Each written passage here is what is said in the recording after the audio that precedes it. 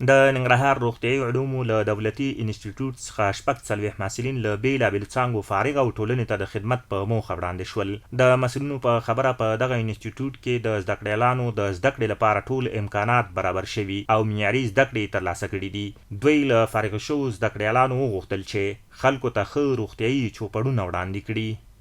دونه مې دا خواست دی د محصلینو نه چې دې ټولنې ته خدمت وکړي، د خلکو څخه خلک چلند وکړي، د طبابت په برخه کې ښې هغه لاسته راوړنې د ولس په وړاندې کړي او ولس ته خدمت وکړي چې ولس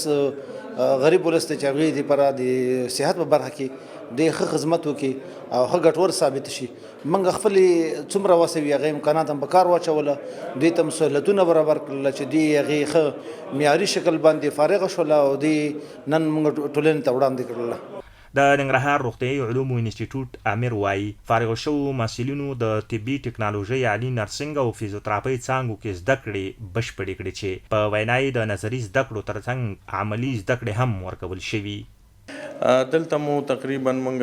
د محصلینو ته په د تیوري یا نظري برخو سره عملي برخه کې هم خپلې هلې ځلې کړي دي چې دوی ته عملي زده کړو لپاره دلته په داخل کې مختلفو برخو کې سکلبونه هم شته دي او همدارنګه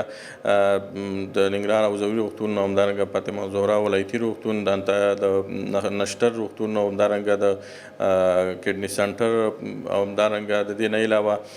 شکر سنټر چې کوم دی پانتون شفاخانه او د ملاریا مجادلې سنټر یا مرکز کې زموږ محصلین چې دي هغه که برحال دي او که فارغ دي هغوی عملي زده کړې کوي. فارغ شوي زده کړیالان له تدریس خوښ دي، وایي په لوړ معیار زده کړې ترلاسه کړي او زیاتوي هڅه به وکړي چې خلکو ته اساسي خدمتونه وړاندې کړي. ان شاء الله د وطن هر وګړي خدمت به کوو او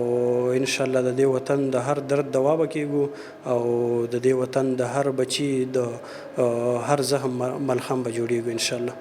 د یادونې وړ ده چې د ننګرهار روغتیايي علومو انسټیټوټ په 1450 هجري شمسي کال کې تاسیس شوی او دا یې 40مه دوره فارغین دي چې له دې وړاندې هم زرګونه کسان ټولنې ته د خدمت په موخه وړاندې کړي دي.